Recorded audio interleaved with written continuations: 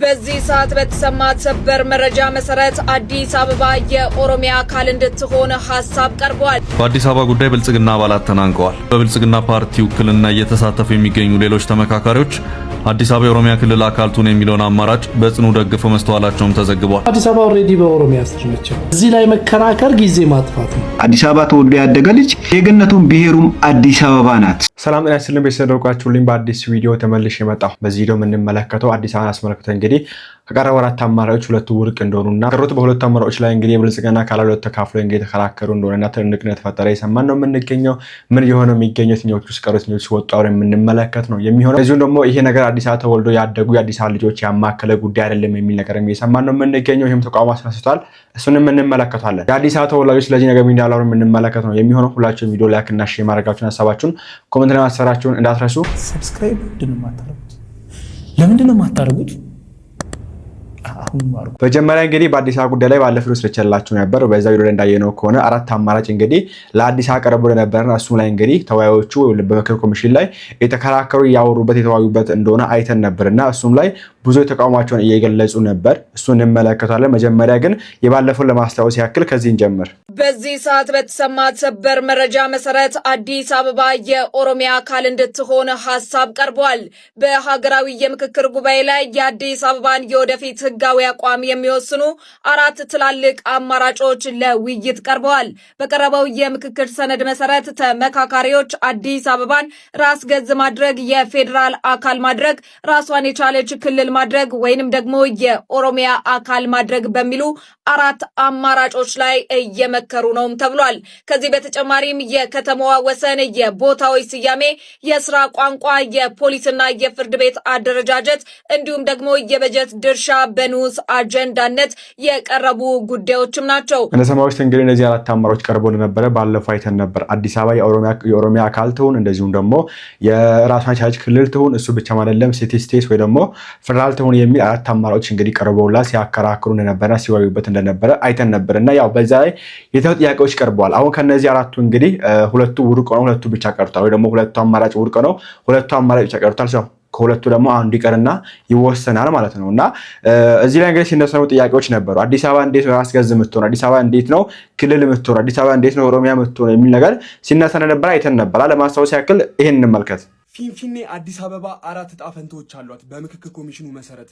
አንደኛው ራስ ገዝ የሆነች ከተማ ራሷን የቻለች ሲቲ ስቴት እንድትሆን፣ ይሄኛው ነጥብ ነው ያልገባኝ፣ ትንሽ ማብራሪያ ይፈልጋል። ሁለተኛው ደግሞ ራሷን የቻለች ክልል እንድትሆን እንደ ኦሮሚያ እንደ አማራ ክልል ማለት ነው።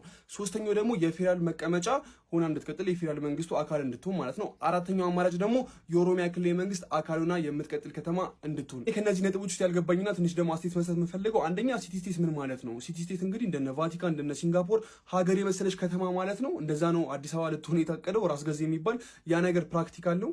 ሁለተኛ ነገር ደግሞ ራሷን የቻለች ክልል እንደ ኦሮሚያ እንደ አማራ እንደ ትግራይ ራሷን የቻለች ክልል ትሆናለች ብሎ ለመደራደሪያ እንኳን ስናገር ሪኳየርመንቱን ታሟላለች ወይ? ለዛ ክልል ቴክኒካሊ የሆነ ማለት ነው ከታሪክ ከማንነት ባለፈ ክልል ለመሆን ትችላለች ወይ? የራሷ የሆነ ቆሻሻ መጤ የሌላት ከተማ ከኤሌመንታሪ ነገሮች እንኳን ብነሳ ለራሷ ውሃ ማቅረብ የማትችል ከተማ ራሷን በራሷ እንችላ ማለት ነው። የኤሌክትሪክ አገልግሎትን ከሌሎች ክልል ተበድራ የምታመጣ ከተማ እንዴት ነው በራሷ ክልል ሆና መቆም የምትችለው? ክልል በመሆን ራሱ እኮ የሆነ መስፈርቶች አሉ። ስለዚህ ቴክኒካሊ እንኳን አዲስ አበባ ራሷን የቻለች ክልል ለመሆን ያዳግታታል ማለት ነው። ሌሎች ነገሮችን ኮንስታንት አድርገን ስለዚህ ይሄ ነገር ፕራክቲካሊቲ ይጎለዋል ማለት ነው። ከዛ ባለፈ ደግሞ ስለ ከተማ ስንወይ ስለ የትኛውም አካባቢ ስንወይ ኔቲቭ የሚባሉ ህዝቦች አሉ። ከተማዋ ከተመሰረተች በኋላም ሲኖሩ የነበሩ ከተማ ከመመስረቷ በፊትም ሲኖሩ የነበሩ ህዝቦችን በየወረዳው በየቀበሌው አናግረናል ወይ አወያይተናል ወይ? ምክንያቱም የከተማ ጉዳይ እንደዚህ የስትራክቸር ጉዳይ ሲነሳ ይሄ ከዚህ ጋር ይሁን ለብቻው ይሁን የሚባሉ ነገር ሲነሳ ብዙ ጊዜ የምናነሳው የታሪክና የማንነት ጉዳይ ነው። ከመቺነት ከአስተዳደራዊ ከቢሮክራሲ ጉዳዮች ባለፈ ማለት ነው። እንደዚህ ነገር በሀገር አቀፍ ደረጃ በተዘጋጀ የምክክር ኮሚሽን ብቻ ሲሆን ስፔሲፊካሊ ደግሞ ከተማን በደንብ የሚያውቁ ኮሚቴዎችን የተሳተፉበት ምክክር ቢደረግ ባይ ነኝ። ገቨርንመንት ስትራክቸር፣ ስለ ባንዲራ፣ ስለ ገንዘብ፣ ስለ ድንበር እንደዚህ ነገሮች በሀገር አቀፋዊ ጉዳዮች እንወያያለን። ስፔሲፊካሊ ደግሞ የከተሞች ጉዳዮች አሁን የወልቃይትም የሁመራም ምናምን እንደዚህ ጉዳዮች እንኳን ቢመጡ ትንሽ ወረድ ብለን ስፔሲፊካሊ ከዛ ኮሚኒቲ ጋር የተያዘ ምክክር ማዘጋጀት አለብን ብዬ አስባለሁ። ለሰማዎች እንግዲህ እነዚህ ሀሳቦች የተነሱ እንደነበረ ባለፈውም አይተን ነበርና ቅድም እንዳልኳችሁ እንግዲህ ከነዚህ አራቱ አማራጮች አሁን ላይ ሁለቱ ውድቅ ነው፣ ሁለቱ ብቻ ቀርቷልና ሁለቱ ተቀሩ የትኞቹ ናቸውና ያከራከረውም እንደሚገኙ የሰማን ነው የምንገኘው። ለማየት እንሞክር። በአዲስ አበባ ጉዳይ ብልጽግና አባላት ተናንቀዋል። የኢትዮጵያ ሀገራዊ ምክክር ጉባኤ ቀጥሏል። የጉባኤው ታዳሚዎች በተለያዩ የቡድን እርከኖች ተከፋፍለው በቀረቡ አጀንዳዎች ላይ ውይይትና ክርክር እያደረጉ ሲሆን የአዲስ አበባ ጉዳይ ከፍተኛ ግለት ያለው ክርክር እንደተደረገበት ሰምተናል። ዋዜማ ሬዲዮ ከምንጮች የደረሰኝ መረጃ ነው ብላ በዘገበችው መሰረት በንዑስ ቡድን ደረጃ በተካሄዱ የሰነድ ዝግጅት ሂደቶች ውስጥ ለአዲስ አበባ ከቀረቡ 4 የህጋዊ አቋም አማራጮች መካከል ሁለቱ ሚዛን መድፋታቸውን ዘግባለች። አዲስ አበባ ሲቲ ስቴት ወይም ራስ ገዝ፣ የፌዴራል አካል፣ ራሷን የቻለች ክልል እና የኦሮሚያ አካል የሚሉ አማራጮች የቀረቡላት ሲሆን በጥቃቅን ቡድን እንዲሁም በንዑስ ቡድን ደረጃ በተደረጉ ምክክሮች የፌዴራል አካልና የኦሮሚያ አካል የሚሉት አማራጮች ጎልተው መውጣታቸው ተሰምቷል። የፌዴራል ከተሞች የሚል ርዕስ በተሰጠው አጀንዳ ቁጥር 3 ውስጥ በንዑስ አጀንዳነት የቀረበው የአዲስ አበባ ህጋዊ አቋም ጉዳይ የሞቀ ሀሳብ ልውውጥ ከተካሄደባቸው ጉዳዮች መካከል አንዱ መሆኑን የገለጹት የዋዜማ ሬዲዮ ምንጭ ሀገራዊ ምክክር ኮሚሽን ለምክክር ሂደቱ ባቀረበው የሀገራዊ ምክክር አጀንዳዎች የውይይት መሪ ጥያቄዎች ሰነድ መሰረት ከቀረቡት 4 አማራጮች መካከል ሲቲ ስቴት ወይም ራስ ገዝ፣ የፌዴራል አካልና የኦሮሚያ አካል የሚሉት አማራጮች በድጋፍና በተቃውሞ አስተያየቶችን ሲያስተናግዱ እንደቆዩ ጠቁመዋል። ኮሚሽኑ ያቋቋመው የምሁራን ፓናል ሐምሌ 16 ቀን 2018 በአጀንዳዎች ዙሪያ ለተመካካሪዎች ማብራሪያ ከሰጠ በኋላ ሁለቱ አማራጮች ጎልተው መውጣታቸው ተሰምቷል። የፓናሉ አባላት የአራቱን አማራጮች ምንነት የተመለከተ ማብራሪያ ያቀረቡ ሲሆን አዲስ አበባ ራስ ገዝ ትሁን የሚል አቋም ይዘው የነበሩ ተመካካሪዎች ከተማዋ የፌዴራል አካል ትሁን የሚለውን አማራጭ ወደ መደገፍ ማዘንበላቸው ተነግሯል። ምክክሩ ያለበት አሁን ሂደት ምክረ ሀሳቦች ላይ ድምጽ የሚሰጥበት ካለመሆኑ ጋር ተያይዞ ሁለቱ አማራጮች ወደ ቀጣዩ ምዕራፍ መሸጋገራቸው እርግጥ ሆኗል። ይህ በእንዲህ እንዳለ በአዲስ አበባ ህጋዊ አቋም ዙሪያ እነማን የትኛውን አቋም የያዙ የሚለው ጉዳይ በምክክር ሂደቱ አነጋጋሪ ከሆኑ ጉዳዮች መካከል አንዱ ሲሆን መንግስትንና ገዢውን ብልጽግና ፓርቲ ወክለው በምክክሩ ላይ እየተሳተፉ የሚገኙ ተመካካሪዎች የተለያዩ አስተያየቶችን ሲሰነዝሩ ተስተውሏል። አዲስ አበባ የፌዴራል አካል ትሁን የሚለው አማራጭን ደግፈው የተስተዋሉ የመንግስትና የብልጽግና ፓርቲ ተወካዮች በርካታ መሆናቸው የተነገረ ሲሆን የኦሮሚያ ክልል መንግስትን የወከሉ እንዲሁም በብልጽግና ፓርቲ ውክልና እየተሳተፉ የሚገኙ ሌሎች ተመካካሪዎች አዲስ አበባ የኦሮሚያ ክልል አካል ትሁን የሚለውን አማራጭ በጽኑ ደግፈው መስተዋላቸውም ተዘግቧል። እነስማዎች እንግዲህ ከአራቱ አማራጮች ሁለቱ ብቻ ቀርቶ እንግዲህ ያከራከሩ እንደሆነ የሰማን ነው የምንገኘው። ከዚህም ማለት እንግዲህ ራሱ ገዢው ፓርቲ ብልጽግና አባላት የሆኑት የኦሮሚያ ትሁን እንደዚሁም ደግሞ የፌዴራል ትሁን የሚል ነገር እንግዲህ እርስ በርስ የተከራከሩ እንደሆነ እየሰማን ነው የምንገኘው። ይሄ ክርክር እንግዲህ በዚሁ የሚቀጥል ከሆነ ከዚህ እንደሰማነው ከሆነ መጨረሻ ላይ ከህዝብ ወደ ህዝብ ወርዶ ህዝቡ በእጅ ብልጫ የሚወስን ነው የሚሆነው። እንደዚሁም ደግሞ እዛ ውስጥ የሚወስንበትም አካባቢ ይኖራል። which means እዛ ውስጥ ለምሳሌ ከ4000 ሰው ነው ያለው። ከ4000 ሰው 3000 ሰው የኦሮሚያ ትሁን ካለ የኦሮሚያ ትሁን አለች። 2000 ሰው ከሆነ ወደ ህዝብ ይመጣል የሚል ነገር ነው እንግዲህ ያለውን ነገር አብረን የምንመለከት ነው የሚሆነው። የሆነ ሆኖ ግን አሁን ላይ ሁለት አማራጮች ቀርቶ እያከራከሩ ነው የሚገቡትና እዚህ ጋር አንድ ብዙዎቻችን ያላስተዋልነው ነገርና ምክክር ኮሚሽኑ ይሄን ነገር ተገማች አላደረገው በግምቱ ሳላስገባው ብዬ ከማስባቸው ነገሮች ማለት አንዱ ይሄን ነገር ነው። አዲስ አበባ የሚኖር ሰው በሙሉ በአብዛኛው አረፋ ደረሰ ብሎ መስቀል ደረሰ ብሎ አሸንዳ ደረሰ ብሎ በየአመቱ እንግዲህ ሀገር ቤት ሊሄድ ነው እያለ ይወጣል። ብዙ ጊዜ እንግዲህ እንሰማለን ይሄንን ነገር ማለት ነው። አዲስ አበባ ውስጥ ተወልዶ ቢያድግም አዲስ አበባ ውስጥ እየኖረ ቢሆንም አንሲስተሮቹ ግን የት እንዳሉ ያውቃል። ሀገር ቤት ብሎ የሚሄድበት አካባቢ ያለው ወይም ደግሞ በማህበራዊ ህይወቱ ለቅሶም አጋጥሞት ሰርግም አጋጥሞት ገጠር ሊገባ ይችላል። ከዛ ባለፈ ግን አዲስ አበባ ተወልዶ አድጎ የሚሄድበት ገጠር የሌለው የማህበረሰብ ክፍል እንዳለ ግን ልብ ልንለው ይገባል። አብዛኛው አዲስ አበባ ነዋሪ ይህንን አያውቅም። የከተማ ኔቲቭ የሆነ ከተማ ብቻ ሳትሆን ሀገሩም የሆነች ገጠሩም የሆነች የቤተሰቦቹም የዘመድ አዝማዶቹ መኖሪያ የሆነች ለቅሶ ብሎ ሰርግ ብሎ በዓል ብሎ ወዴትም ሊሄድ የማይችል የማህበረሰብ ክፍል እንዳለ ልብ ማለት አለብን። እዚህ አካባቢ ተወልዶ ያደገ ይሄ አካባቢ የሱ የአንሲስተሮቹ መኖሪያ የሆነ የአካባቢው ኔቲቭ የሆነ ነዋሪ እንዳለ የከተማውም ህዝብ የሀገሩም ህዝብ ማወቅ አለበት። ከተማዋ ኤግዚስት ያደረገችው መኖር የጀመረችው ከተማዋ ከተቆረቆረች በኋላ ብቻ ሲሆን ከተማው ከመቆርቆሯ በፊት እዚህ አካባቢ የሚኖሩ ህዝቦች እንዳሉ ማወቅ አለብን። ስለ ከተማዋ ዕጣ ፈንታ ከነዚህ ህዝቦች በላይ ማንም የመወሰን ስልጣን አለው ብዬ አላስብም። አዲስ አበባ ከተማዋ ነዋሪ ራሱ እዚህ የተወለደ ሰው ምሮ የሚለው ብዙ ጊዜ ከንቲባኛ መሆን አለብን፣ ምክር ቤት ላይ መሳተፍ አለብን፣ ከተማችን እኛ እንምራት፣ ሌላው እየመራት ነው ይላሉ አይደለ? እዚህ ከተማ ደግሞ ከተማቸው ብቻ ያልሆነ ሀገራቸው የሆነ የእናታቸው የአባታቸው የአያት የቅድመ አያታቸው መኖሪያ የሆኑ ሰዎች ደግሞ ኔቲቭ የሆኑ ፒፕሎች ነባር የሆኑ ህዝቦች ደግሞ ስለዚህ ከተማ ምን ያክል እንደሚያገባቸው ደግሞ ማሰብና ማገናዘብ አለብን። ይሄን ነው የምላችሁ። እንግዲህ ይሄን ነገር ያገናዘበ ምክክር ያደረገ ነው የሚል ጥያቄ አለኝና ምክክር ኮሚሽኑ እነዚህን ሰዎች አማክሏል ወይ? አዲስ አበባ ተወልደው ያደጉ እዛው በቃ ምንም ገጠር ክፍለ ሀገር የሚባል ነገር ማያውቁ የት ናችሁ ሲባል አዲስ አበባ ልጆች ነን የሚሉት ልጆች ወጣቶችን ወይ ደግሞ ሰዎችን ያማከለን ነው ወይ? እነዚህ ሰዎች ካላማከለ መጨረሻ ላይ ወርደው እነሱ ነው ጫና የሚሆነውና እናንተ በዚህ ጉዳይ ሀሳባችሁን ኮሜንት ላይ አስቀምጡልኝ። ይሄ ማለት ባይዘው ወይ እነዚህ ወጣቶች ማለት ነው እቺነታችን ታሳውሳታላችሁ። መንግስት ወይ ግደልን በቃ ማለት በቃ እንዲሰችት አርገ ህይወታችን እንዲመስቀልቅልቅል አርገ ማለት ነው ህይወታችን ለምን አጨርሰንም በቃ አንዴ መተረ መሳሪያ ሁላችንንም እንዲ በቃ የለም በቃ መከራችን አብዝተን መከራችን ከመታበዘው ለምን አገለን ለምን ምን አይነት ህይወት ነው እያኖርከን ያለው ግን ምን አይነት መንግስት ነው የመጣው ምን አይነት ህግ ነው ያለው ምን አይነት በቃ ምን አይነት እንዴ ሳታ መብላት እንኳን አልቻለም ነው ሆን ብላችሁ ነው ሆን ብላችሁ ያ ከሲስተም አስወጣችሁ የት እንሂድ ሁለት ሀገር የለንም መደበቂያ ሀገር የለንም ምን ያው ከተማ ልጅ መሄድ የለኝም እንዴ ይሄ ባይሆን ደስ ነበር የሚለኝ የህዝቡ ብሶት የአዲስ አበባ ልጅ መታፈንና መረገጡ የመጨረሻው ቀይ መስመር የዚች የእህታችን እንባ ይመስለኛል ዛሬ ይሄንን ቪዲዮ ያላየ ማንንም የለም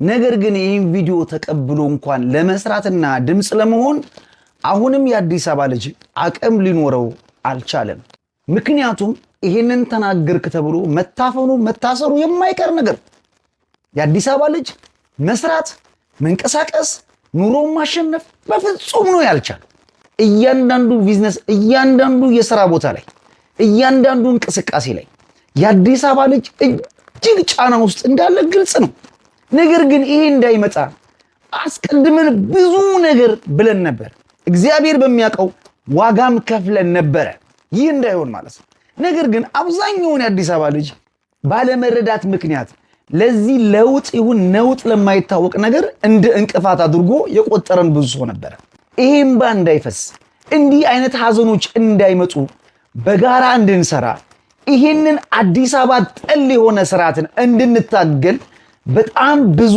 ጥረን ለፍተን ነበር መጨረሻችን የሆነው ወይኔ ቤት መበስበስ ብቻ ዛሬ ግን ቀኑ ደርሶ ራሱ ህዝቡ እንዲህ በአደባባይ ላይ ወጥቶ ብሶቱን መናገር ጀምሯል ይሄ በጣም አሪፍ ነገር በጣም ቆንጆ ነገር ስለዚህ እህታችን የጀመረችውን ይሄን የብሶት ድምጽ ሁሉም የአዲስ አበባ ልጅ በመቀባበልና አንድ አይነት ድምጽ በማሰማት ይሄንን ስርዓት ልንታገለው ነው የሚገባ እውነት ለመናገር እህታችን መረገጡ መታፈኑ ስራ መበላሸቱ ግራ ገብቷት እዚህ አደባባይ ላይ ወጣ ተነፈሰችው እንጂ ከእህታችን የባሰ ጓዳቸው ተቀምጠው በራቸውን ዘግተው የሚያነቡ የሚያለቅሱ የአዲስ አበባ ልጆች እልፍ የሆኑ ወጣቶች አሉ እስከ መቼ ነው እንዲህ እያለቀስን የምንኖረው ያ የጋራ አንድነታችን መደማመጣችን የት ሄዱ ነው ጋይስ ስለዚህ አሁንም ቢሆን መሞት አይደለም መፍትሄው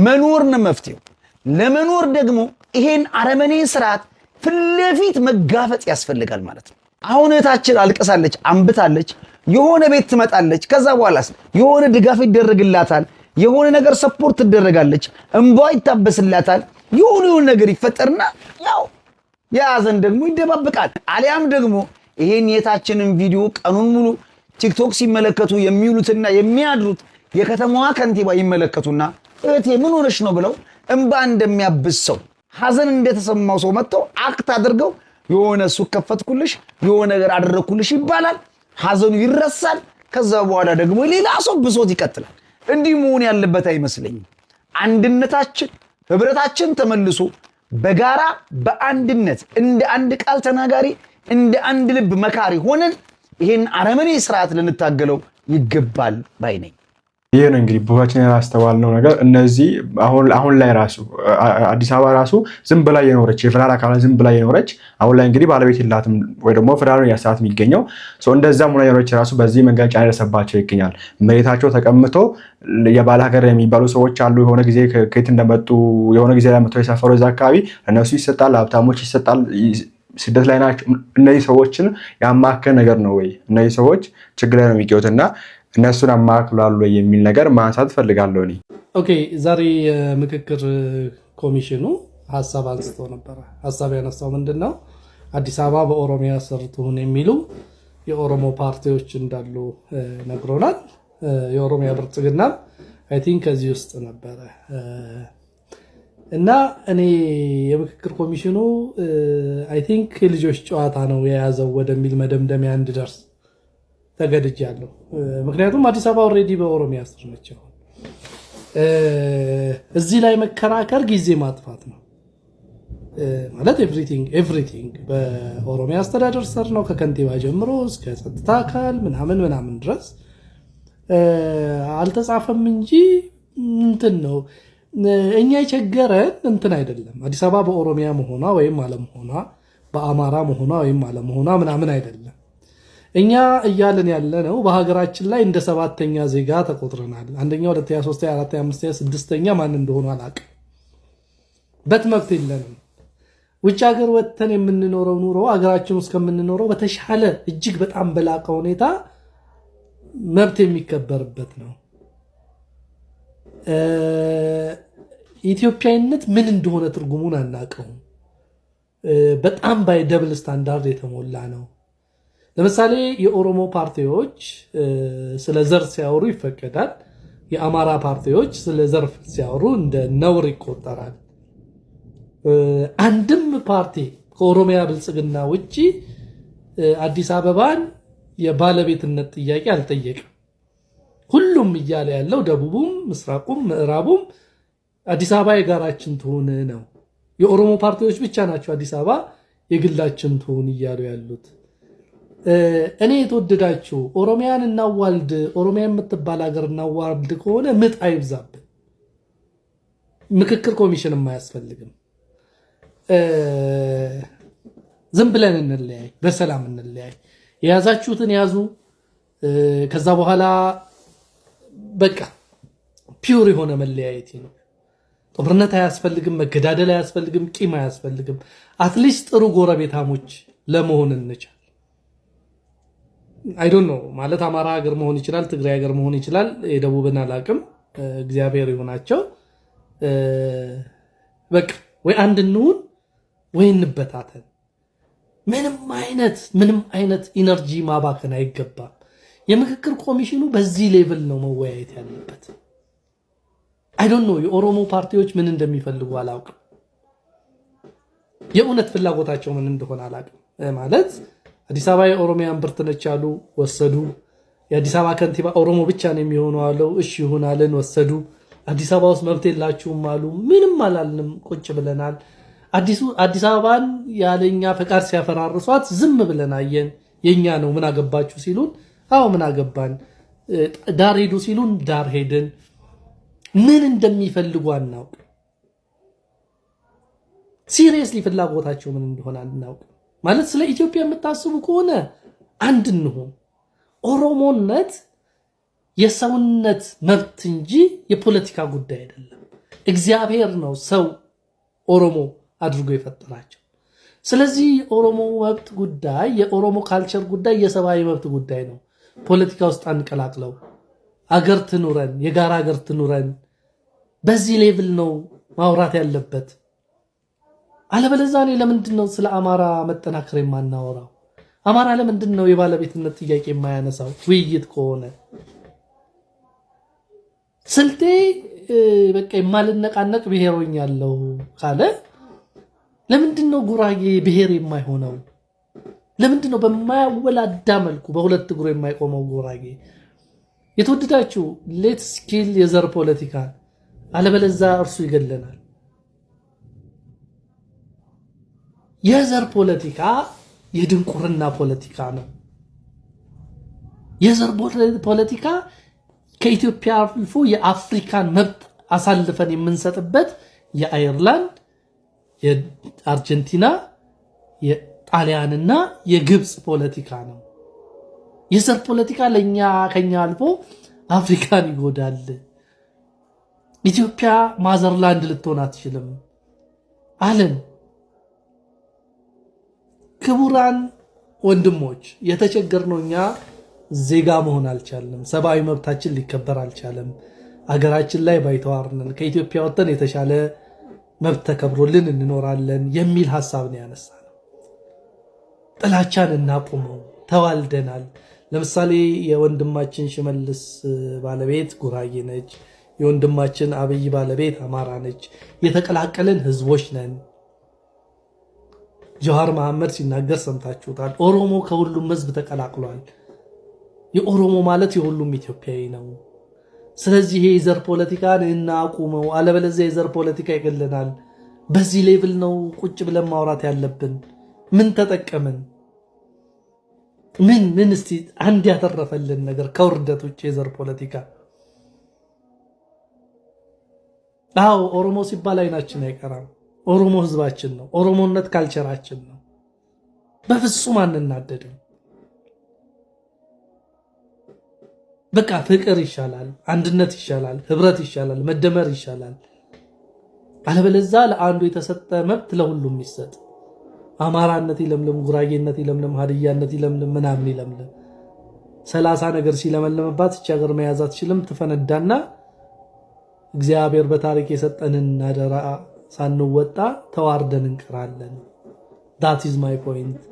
እና የኦሮሞ ፖለቲከኞች ፍላጎታቸው ምን እንደሆነ ሁሉ ጊዜ አይገባኝም። ይሄ ነው እንግዲህ ባለፈው አይነት ሐሳብ ነው እና አሁን ላይ አዲስ አበባ የኦሮሚያ ከተባለ የሚቀየር ነገር የለም። አሁን ላይ ኦኬ ስርዓቱም ያለው ከትንሽ ከትልቅ ድረስ ያለው ነገር እዛው ስር ነው የሚገኘው። ኦኬ አዲስ አበባ ውስጥ አሁን ላይ የሚንቀሳቀስ ፖሊስ ከየት የመጣ ነው? የኦሮሚያ ፖሊስ እኮ ነው። የኦሮሚያ ሚሊሻ እኮ ነው የሚንቀሳቀሰው ሙሉ አዲስ አበባ ውስጥ ማለት ነውና ምንም የሚለወጥ ነገር የለም። ዝም ብሎ ጊዜ ማቃጠል ካልሆነ በስተቀር ያለ ነገር አይመስለኝም። እናንተ ሐሳባችሁን አስቀምጡ። አዲስ አበባ ተወልዶ ያደገ ልጅ ዜግነቱም ብሔሩም አዲስ አበባ ናት። አዲስ አበባ የሚኖር ሰው በሙሉ በአብዛኛው አረፋ ደረሰ ብሎ መስቀል ደረሰ ብሎ አሸንዳ ደረሰ ብሎ በየዓመቱ እንግዲህ ሀገር ቤት ሊሄድ ነው እያለ ይወጣል። ብዙ ጊዜ እንግዲህ እንሰማለን ይሄንን ነገር ማለት ነው። አዲስ አበባ ውስጥ ተወልዶ ቢያድግም አዲስ አበባ ውስጥ እየኖረ ቢሆንም አንሲስተሮቹ ግን የት እንዳሉ ያውቃል።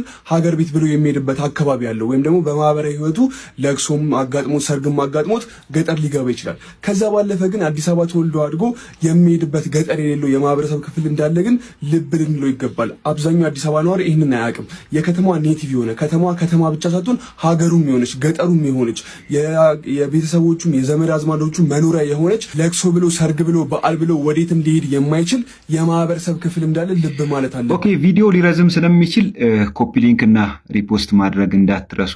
አሁን እሱ ሊል የፈለገው ምንድነው ከ150 ዓመት ወር ከ140 ከ130 ዓመት በፊት ይሄ አካባቢ ባለቤትነቱ የኦሮሞ ነበረ። ስለዚህ ይሄ አካባቢ መሬቱ ለኦሮሞ መመለስ አለበት የሚል ኮንሰፕት ነው ያነሳው። የአንድን ቦታ ወይም ደግሞ መሬት ባለቤት ለማወቅ በታሪክ 150 ዓመት ወደ ኋላ ከሄድን እኔ ደግሞ በታሪክ ወደ 400 500 ዓመት ወደ ኋላ መሄድ አለብን የሚል እምነት አለኝ የዛን ቦታ ትክክለኛ ባለቤት ለማወቅ። ጊዜው 16ኛው ክፍለ ዘመን ነው። በ16ኛው ክፍለ ዘመን ደግሞ እዛ አካባቢ ያለው ሶሺዮ ፖለቲካል እንቅስቃሴ ምንድነው?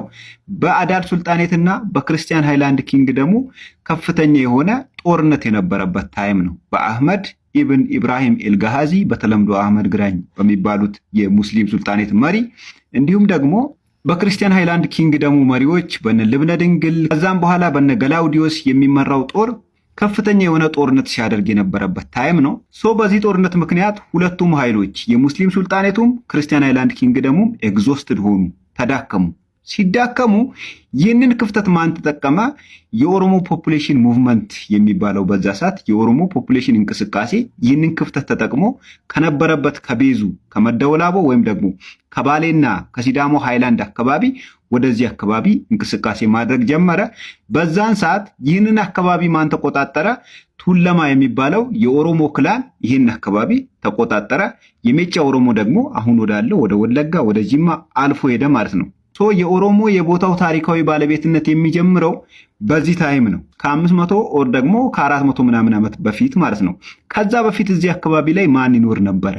ከይኩኖ አምላክ እስከ ልብነ ድንግል ድረስ አጼዎቹ ወይም ደግሞ የክርስቲያን ሃይላንድ ኪንግደም ገዢዎች ይህንን አካባቢ የሚጠቀሙት ሞባይል ኮርት ስለሆነ ወይም ደግሞ ተንቀሳቃሽ ቤተመንግስት ስለሚጠቀሙ ይህንን አካባቢ እንደ ቤዝ አድርገው አካባቢውን ይገዙ ነበር። ይህ አካባቢ የማን አካል ነው? የክርስቲያን ሃይላንድ ኪንግደሙ አካል ወይም ደግሞ መሬት ነበር ማለት ነው። የመሬት ባለቤትነት ካነሳን ማለት ነው። እነዚህም ነገስታት ቤዝ ያደረጉት ኤረር የሚባል አካባቢ፣ እንጦጦን እንዲሁም ደግሞ በረራ የሚባሉ አካባቢዎች አዲስ አበባና አዲስ አበባ ዙሪያን ቤዝ አድርገው ቤተመንግስት ሰርተው ጊዜያዊ ቤተመንግስት ሰርተው ይህንን አካባቢ ያስተዳድሩ ነበር። ቦታውም ላይ ኔቲቭ የሚባሉ ከኦሮሞ ፖፑሌሽን ሙቭመንት በፊት የሚኖሩ ህዝቦች ነበሩ።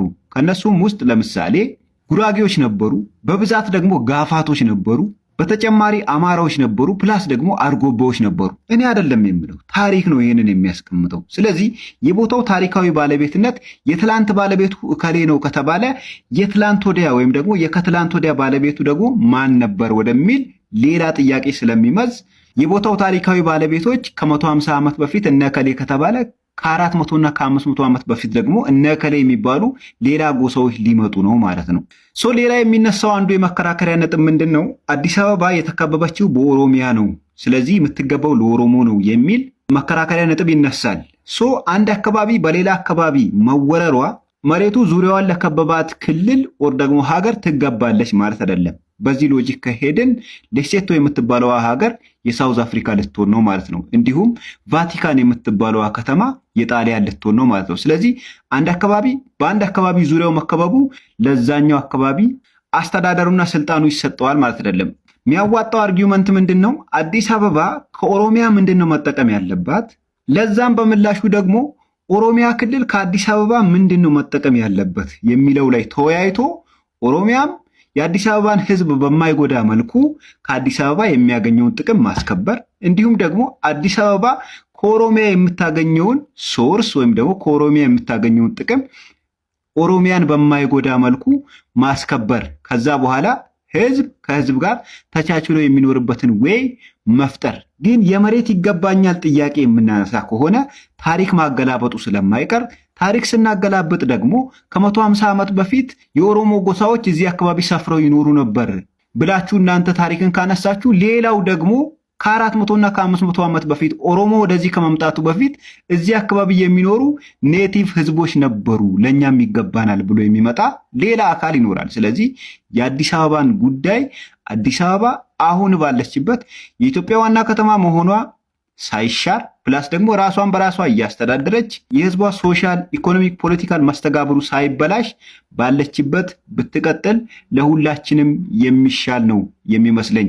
ለበዓል ከሌ እዚህ ቦታ ይሄዳል፣ ለበዓል ከሌ እዚህ ቦታ ይሄዳል፣ ለበዓል የትም የማይሄድ ህዝብ አለ። አዲስ አበባ ተወልዶ ያደገም ልጅ ለበዓል የትም አይሄድም። አዲስ አበባ ተወልዶ ያደገ ልጅ ዜግነቱም ብሔሩም አዲስ አበባ ናት። ስለዚህ እነከሌ እንደዚህ ቦታ ሄደው ይመጣሉ፣ እነከሌ እንደዚህ ቦታ ሄደው ይመጣሉ፣ እነከሌ እዚህ ቦታ ነው በዓል የሚያሳ ይሄ አያስኬድም።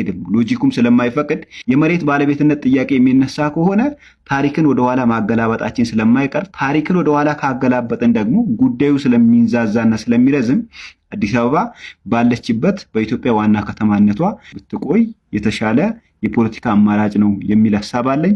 እንግዲህ ቪዲዮአችን መሰለ እንግዲህ በዚህ ጉዳይ ላይ ካለ ይዤላችሁ መቀረብ ነው የሚሆነው። እንግዲህ እናንተ ከሁለቱ የትኛው ቢሆን ይሻላላችሁ? የኦሮሚያ ቱን ወይስ የፌደራል ቱን የሚሆነው ነገር አሳባችሁን በኮሜንት ላይ አስፍሩልኝ። እንግዲህ አብረን የምንመለከተው ነው የሚሆነው። በቀጣዩ እንመለሳለን። እግዚአብሔር ይመስገን። ሀገራችን ኢትዮጵያ ሰላም ያርግልን። ቸር ቆዩልኝ።